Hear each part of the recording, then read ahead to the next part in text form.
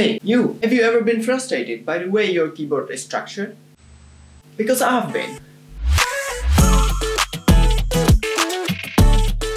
For example, I would like my caps lock key be remapped to my backspace key. So, what options do I have? Well, on Linux, not only most desktop environments come with this feature built in, not only that, there are also a bunch of options like Xmode map, input remapper, and a whole suite of others that work like a charm. However, on Windows, the operating system does not come with this feature built in, and the only viable option I could find was installing a whole suite of tools called Microsoft PowerToys. Now, Microsoft PowerToys is really useful.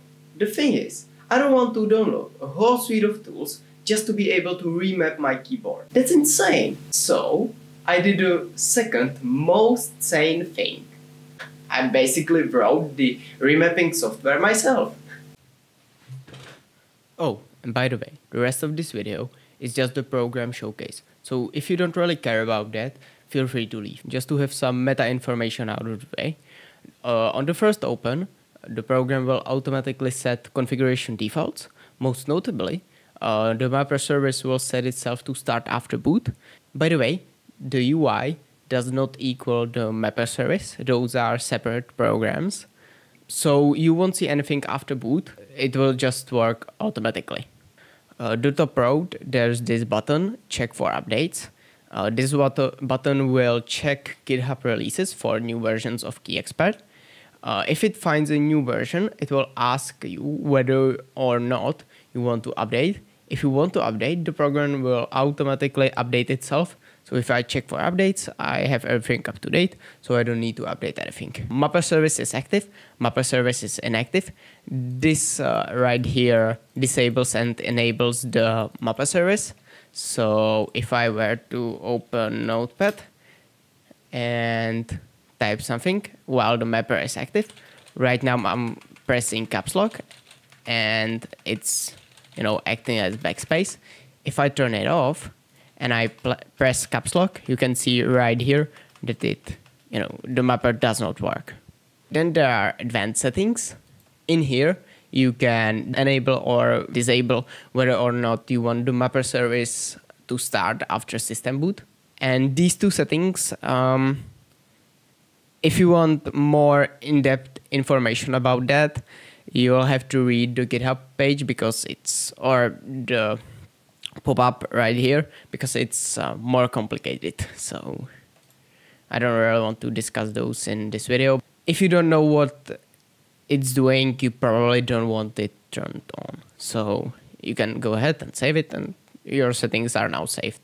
Next row, here we have your profiles, add profile and delete profile. Here you can see I have only one profile. I can also add a new profile.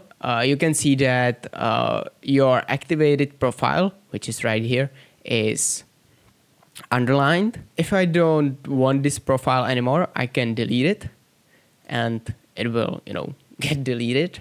So I create a new profile, and then what? Here's a name, I can rename it. So profile ABC, for example. When I hit save, this here gets renamed. You can choose to use this profile, but I don't really want to right now. You can add new keys to remap. You can also delete the keys you want to remap. If you click here, you can start editing. So if I want to remap C to B, I basically just clicked here, clicked on my keyboard on a C, it got submitted. Shortcuts, it works basically the same. So if I want to remap my, Shift B, I just pressed Shift B and it got remapped to, Shift B, and I can hit save and everything got saved successfully. I've been using it for the past, 3 or 4 months. It works like a charm, and I basically never have to open this UI. I basically set it up once and I never had to touch my configuration. Feel free to download it. If you find any issues, write me an email, and yeah, have a good day.